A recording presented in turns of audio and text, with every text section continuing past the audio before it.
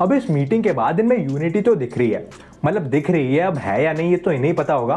पर जब असली मुद्दा आएगा कि कौन कितनी सीटों से लड़ेगा और अगर बाई चांस ये ऑपोजिशन का महासंगम जीत जाता है तो किसको मिलेगी सत्ता और किसका कटेगा पत्ता, कौन बनेगा किंग और कौन बनेगा किंग मेकर, तब पता चलेगा कि भैया कितनी यूनिटी है। हेलो दोस्तों, स्वागत है आपका चाय टपरी शो पर, वो शो जहां हम बात करते हैं पूरे हफ्ते की कड़क कटिंग और मसालेदार खबरों पर। आज का शो काफी इंसाइटफुल होने वाला है, इसलिए एंड तक देखना बिल्कुल मत भूलना। अपनी अपनी कुर्सियों की पेटियों को बांध लो और चलो शुरू करते हैं। इस हफ्ते पीएम मोदी फ्रांस के 2 दिन के ऑफिशियल टूर पर थे और ये टूर अपने आप में हिस्टोरिकल था। मगर क्यों? क्योंकि इसके दौरान पीएम मोदी को फ्रांस के highest honour the grand cross legion से सम्मानित किया गया है। ये अवार्ड फ्रांस के कल्चर में बेहद इंपॉर्टेंट है, क्योंकि चाहे मिलिट्री फील्ड हो या फिर सिविलियन, वहाँ की सरकार इससे बड़ा अवार्ड किसी को देती नहीं है। बेसिकली आप इसे वहाँ का भारत रत्न समझ लीजिए। और ये पहली बार है जब किसी इंडियन प्राइम मिनिस्टर को यह अवार्ड मिला है, जिससे साफ जाहिर होता है कि आज की डेट में फ्रांस इंडिया को कितनी इंपॉर्टेंस देता है। मतलब कुछ भी कहो, मोदी जी का दबदबा तो है, जलवा है हमारा। अब इंडियन प्राइम मिनिस्टर का ये दौरा दोनों ही देशों के लिए काफी इंपॉर्टेंट था। इसके दौरान मेजर डिफेंस डील्स हुई, ट्रेड पार्टनरशिप साइन हुई, स्पेस, टेररिज्म, क्लाइमेट चेंज जैसे कई मुद्दों पर बातचीत भी हुई और पीएम मोदी ने वहां की इंडियन कम्युनिटी के साथ इंटरेक्ट भी किया। किलियन मापे के जितने फ्रेंड्स फ्रांस में नहीं होंगे, उससे ज्यादा वो भारत के युवाओं में सुपरहिट है। मतलब देख रहे हो, दोनों देशों के बीच में पॉइंट ऑफ कॉन्टैक्ट क्या चूज किया। मान गए मोदी जी, बातों में आपका कोई मुकाबला ही नहीं है। अच्छा, इस विजिट की एक और हाईलाइट रही भारत का यूपीआई, जिसे अब फ्रांस में भी इंट्रोड्यूस कर दिया गया है। इसकी शुरुआत होगी आईफिल टावर से, यानी कि अब बहुत ही जल्द इंडियन टूरिस्ट आईफिल टावर में यूपीआई के जरिए पेमेंट कर पाएंगे, और वो भी रुपीज में। मैं नहीं मानता। अरे भाई सच्ची, यकीन नहीं हो रहा? मोदी जी से पूछ लो। भारत के यूपीआई के उपयोग को लेकर भी समझौता हो गया है, यानी अब भारतीय टूरिस्ट मोबाइल ऐप के जरिए आईफिल टावर में रुपये में भुगतान कर पाएगा।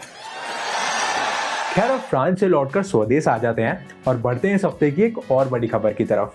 18 जुलाई को देश की 26 ऑपोजिशन पार्टीज इंक्लूडिंग कांग्रेस, आप, तृणमूल कांग्रेस, इन सब ने मिलकर बैंगलोर में एक मीटिंग की और 2024 के इलेक्शंस में बीजेपी को हराने के लिए एक गठबंधन, एक कोलिशन बनाया गया है और इसको नाम दिया गया है इंडिया, यानी कि Indian national developmental inclusive alliance. मतलब शॉर्ट फॉर्म पहले सोची गई और उसके बाद उसमें शब्द भरे गए। हिपोक्रेसी की भी सीमा होती है। और अभी सत्ता के महायुद्ध को बीजेपी वर्सेस ऑपोजिशन ना दिखाकर बीजेपी वर्सेस इंडिया दिखाया जा रहा है। NDA can you challenge India? Bhajpa can you challenge India? लड़ाई नरेंद्र मोदी जी और इंडिया के बीच में है। अच्छा, अब अगर फैक्ट्स की बात की जाए तो अब तक इन पार्टियों की जीत में सबसे बड़ी दिक्कत थी इनकी यूनिटी। कई स्टेट्स में आपस में भिड़ती रह जाती थी और लड्डू का मजा ले जाती थी बीजेपी। इस सज्जन को क्या तकलीफ है भाई? अब इस मीटिंग के बाद इनमें यूनिटी तो दिख रही है, मतलब दिख रही है, अब है या नहीं ये तो इन्हें पता होगा। पर जब असली मुद्दा आएगा कि कौन कितनी सीटों से लड़ेगा और अगर बाई चांस ये ऑपोजिशन का महासंगम जीत जाता है तो किसको मिलेगी सत्ता और किसका कटेगा पत्ता, कौन बनेगा किंग और कौन बनेगा किंग मेकर, तब पता चलेगा कि भैया कितनी यूनिटी है। मतलब सिर्फ नाम इंडिया रखने से थोड़ी जीत जाएंगे। वहां बीजेपी ऑलरेडी मान चुकी है कि भैया 2024 के इलेक्शन तो हम जीत चुके हैं, अब अगले इलेक्शन का क्या एजेंडा है ये बताओ। वो भाई साहब तैयार हैं कि ऑपोजिशन जितना मर्जी चिल्ला ले, हमारे पास राहुल गांधी हैं, केजरीवाल हैं, ममता बनर्जी हैं, तुम्हारे पास क्या है? बीजेपी ने सिर्फ एक ही चीज बोलनी है, हमारे पास मोदी जी हैं। खत्म, माइक ड्रॉप। वाह मोदी जी, वाह वाह। अब इस कोलिशन की अगली मीटिंग होगी महाराष्ट्र में, जहां इन पार्टियों के बीच सीटों का बंटवारा होगा और तभी पता लग जाएगा कि ये गठबंधन इतिहास बनाएगा या खुद ही इतिहास बन जाएगा। इस शो का अगला सेक्शन है वीकली दरबार, जहां को छोटी बड़ी देश विदेश की सारी खबरों का दरबार लगाया जाता है। और इससे पहले कि सेक्शन की शुरुआत करें, थोड़ा लाइक और सब्सक्राइब कर देते यार, तो इस गरीब का भला हो जाता। बस 1 सेकंड लगेगा, कर दो ना प्लीज। इस हफ्ते यूनाइटेड नेशंस ने एक रिपोर्ट निकाली है जिसमें पाया गया है कि पिछले 15 सालों में मतलब 2005-06 से लेकर 2021 तक भारत ने 40 करोड़ लोगों को पॉवर्टी यानी कि गरीबी से बाहर निकाला है। इस रिपोर्ट का नाम है मल्टी डायमेंशनल पॉवर्टी इंडेक्स। देखिए, गरीबी को देखने का एक तरीका ये होता है कि किसके पास कितने पैसे हैं, मगर इस इंडेक्स में पॉवर्टी को डिटरमाइन करने के लिए अलग अलग डायमेंशंस का इस्तेमाल किया गया है, जैसे कि हेल्थ, एजुकेशन, लिविंग स्टैंडर्ड्स, ये सब। और इन डायमेंशंस के अंदर भी अपने पैरामीटर्स हैं, जैसे कि लिविंग स्टैंडर्ड्स में देखा जाता है कि लोगों को पीने का साफ पानी मिल रहा है नहीं, उनके घर तक बिजली पहुंच रही है या नहीं, वो किस तरह के घर में रहते हैं, ये सब कुछ। अब इस रिपोर्ट के मुताबिक इंडिया दुनिया के उन 25 देशों में से है जिन्होंने मात्र 15 सालों में अपने देश में गरीबी को आधा कर दिया। जहां 2005-06 में इंडिया में लगभग 55% लोग पॉवर्टी के अंदर आते थे, 2021 में यही नंबर गिरकर सिर्फ 16.4% रह गया था। इस रिपोर्ट में यह भी बताया गया है कि इंडिया ने हर एक डायमेंशन में इंप्रूव किया है। मतलब 15 साल पहले जिन लोगों के पास पीने का साफ पानी तक नहीं था, उनकी संख्या थी 16% और आज ये हो चुकी है सिर्फ 2%। जिन लोगों के पास रहने के लिए पक्के घर नहीं थे, उनकी परसेंटेज थी 44 और आज ये रह गई है मात्र 13%। देखो, आप मानो या ना मानो, दुनिया की मोस्ट पॉपुलेटेड कंट्री होने के बावजूद भी 40 करोड़ लोग, मतलब जितनी अमेरिका की पूरी पॉपुलेशन नहीं है, उनको गरीबी से निकालना देश के लिए एक बहुत बड़ी अचीवमेंट है। ऑन दिस नोट बढ़ते हैं आज की अगली खबर की तरफ। अच्छा, अगर आईपीएल के टाइम पर आपने भी अपना सारा काम धंधा छोड़कर ड्रीम 11 पर टीम बनाई है, तो ये खबर आपके लिए है। इस हफ्ते सरकार ने ऑनलाइन गेमिंग, कैसीनोज और हॉर्स रेसिंग इन तीनों पर 28% जीएसटी लगाने का फैसला लिया है। और ये जो टैक्स है वो प्रॉफिट पर नहीं बल्कि फेस वैल्यू पर लगेगा। यानी कि अगर आप किसी कैसीनो में जाकर 100 रुपए की चिप्स खरीदते हैं तो उसमें से 28 रुपए जाएगा टैक्स और आपके चिप्स की वैल्यू रह जाएगी सिर्फ 72 रुपए और आईसीएसई बोर्ड वालों के लिए ओनली 72 रुपीज। सिमिलरली, अगर आपको किसी ऑनलाइन गेम में 100 रुपए लगाने हैं तो आपको 128 रुपए भरने पड़ेंगे, क्योंकि 28 रुपए जाएंगे सरकार को। अच्छा, नोट करने वाली बात है कि अगर आप इनसे कुछ भी प्रॉफिट कमाते हैं तो उस पर जो इनकम टैक्स लगेगा वो अलग है, उसमें कोई चेंज नहीं आया है। मारो मुझे, मारो नहीं, ये मजाक हो रहा है, एक सेकंड यार। अब पिछले कुछ सालों से जैसे इंडिया में डिजिटाइजेशन बढ़ा है, उसके साथ बढ़ा है ऑनलाइन गेमिंग और ऑनलाइन बेटिंग का चस्का। इनफैक्ट फोर्ब्स की एक रिपोर्ट के मुताबिक इंडिया में रेगुलरली 10 करोड़ लोग ऑनलाइन गेमिंग करते हैं और ऐसा एस्टिमेट किया जा रहा था कि 2025 तक इंडिया की मोबाइल गेमिंग इंडस्ट्री का रेवेन्यू $5 बिलियन तक पहुंच जाएगा।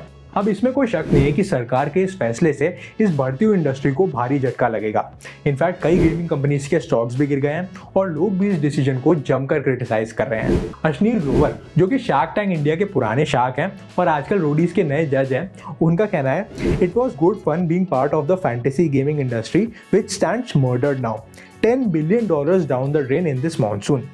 Time for startup founders to enter politics and be represented, or this is going to be spade industry after industry. Shaadi.com के फाउंडर अनुपम मित्तल कहते हैं, Stop gaming, start building rockets, move money from crypto to tomatoes. अभी फिलहाल कई कंपनियों ने सरकार से फैसला बदलने को कहा है। अब सरकार ये फैसला बदलेगी या नहीं ये तो वक्त ही बताएगा, लेकिन फिलहाल बढ़ते हैं इस सेक्शन की अगली खबर की तरफ। कौन कहता है कि भारत मून पर स्पेसक्राफ्ट लैंड नहीं करा सकता? कोई तबीयत से चंद्रयान 3 तो लॉन्च करो यारों। 14 जुलाई 2023 इस डेट को अपने जहन में उतार लीजिए, क्योंकि इस दिन भारत ने चंद्रयान 3 लॉन्च करके इतिहास रच दिया है। ये इसरो का मून पर स्पेसक्राफ्ट लैंड कराने का दूसरा अटेम्प्ट है। पिछली बार 2019 में कुछ प्रॉब्लम्स की वजह से चंद्रयान 2 मून के सरफेस पर ही क्रैश कर गया था और चंद्रयान 3 का यही मिशन है कि इसकी मून पर सॉफ्ट लैंडिंग कराई जा सके। अगर भारत ऐसा करने में कामयाब होता है तो यूएसए, रशिया और चाइना के बाद इंडिया एक करिश्मा कर दिखाने वाली चौथी कंट्री बन जाएगी। सॉफ्ट लैंडिंग कराने के बाद चंद्रयान 3 का रोवर मून पर इंफॉर्मेशन गैदर करेगा, एक्सपेरिमेंट्स परफॉर्म करेगा, मून पर जो मिनरल्स हैं, केमिकल्स हैं, उन सभी को स्टडी करेगा। इस पूरे मिशन की कीमत है 615 करोड़ और कमाल की बात यह है कि अगर आपने इंटरस्टेलर पिक्चर देखी है तो उस पूरी मूवी को बनाने की कीमत इससे ज्यादा थी। चंद्रयान 3 की मून पर लैंडिंग 23 अगस्त के लिए प्लान की गई है and if everything goes according to the plan, ये भारत के लिए एक ऐतिहासिक दिन होगा। India will become one of the major space players और पूरी दुनिया ये कमाल देखेगी। खैर, इसी के साथ let's move on to the next और सबसे मजेदार सेक्शन ऑफ द शो, जिसका नाम है अतरंगी खबरें। क्योंकि दुनिया में हर घंटे के, हर मिनट की, हर सेकंड में कुछ ना कुछ अतरंगी तो होता रहता है रे। रिसेंटली मैसूरू में पुलिस ने एक आदमी को पकड़ा है जिसने पिछले 9 सालों में 15 औरतों को झांसा देकर उनसे शादी की और उनसे इसके 4 बच्चे भी हैं। इस आदमी का नाम है महेश महेश नायक दल्ला तो इन जनरल है। इसकी उम्र है 35 साल और ये बेंगलुरु का रहने वाला है। ये औरतों को मैट्रिमोनियल साइट्स के जरिए टारगेट करता था और उनसे कभी डॉक्टर, कभी इंजीनियर और कभी कॉन्ट्रैक्टर बन के मिलता था। कुछ शर्म आया है? लड़की से शादी की और शादी के बाद उससे पैसे मांगने लगा। जब लड़की ने पैसे नहीं दिए तो ये उसके पैसे और गहने दोनों लेकर फरार हो गया। लड़की ने पुलिस कंप्लेंट कराई और जब ये पकड़ा गया तो पुलिस इन्वेस्टिगेशन में सामने आया कि ये सिर्फ 5वीं क्लास तक पढ़ा हुआ है। मतलब एक 30 फेल्ड डॉक्टर, इंजीनियर, कॉन्ट्रैक्टर सब बन गया। कोई तरीका है भीख मांगने का? यार हम तो बेकारी डिग्रियों में पैसे बर्बाद कर रहे हैं, ये स्कूल ड्रॉप आउट आदमी 5 डिग्रियां लेके घूम रहा है। वैसे लाइफ में बस इतना कॉन्फिडेंस चाहिए, फिर तो यूपीएससी भी आसान लगने लगेगा। बात तो सही है। अच्छा, पुलिस को ये भी पता चला कि इसने तो और कई लड़कियों को टारगेट बनाया था। वो तो भाई साहब की अंग्रेजी कमजोर थी और कई लड़कियां इसकी अंग्रेजी सुनकर ही समझ जाती थी कि ये फ्रॉड है, वरना तो इसके और पता नहीं कितने बच्चे होते। अच्छा, अगली खबर भी बैंगलोर से ही है। एक मिनट यार, बैंगलोर में ही स्टार्टअप भी हो रहे हैं, बैंगलोर में ही इस तरह के कांड भी हो रहे हैं। यार बैंगलोर वालों, थोड़ा किसी और को भी चांस तो भाई। देखो यार, बचपन से ही हमें सिखाया जाता है कि बेटा पढ़ोगे तो अच्छा कॉलेज मिलेगा, अच्छा कॉलेज मिलेगा तो अच्छी नौकरी होगी, अच्छी नौकरी होगी तो अच्छी लड़की मिलेगी, जिसकी कोई गारंटी नहीं होती, बट ठीक है। लेकिन अब मार्केट में पढ़ने की एक और वजह आ गई है। आजकल तुम्हारी क्वालिफिकेशन अगर अच्छी नहीं है तो लड़की मिले ना मिले, बैंगलोर में किराए का फ्लैट तो कतई नहीं मिलेगा।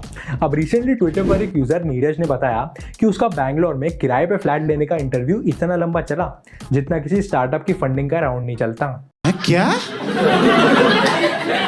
इंटरव्यू से पहले ही इनसे इनका इंस्टाग्राम, ट्विटर, लिंक्डइन सबकी प्रोफाइल मांग ली गई और इसके बाद जब इंटरव्यू के लिए शॉर्टलिस्ट हुए तो ओनर ने background, preferences, family size, income, family income सब पूछ डाला।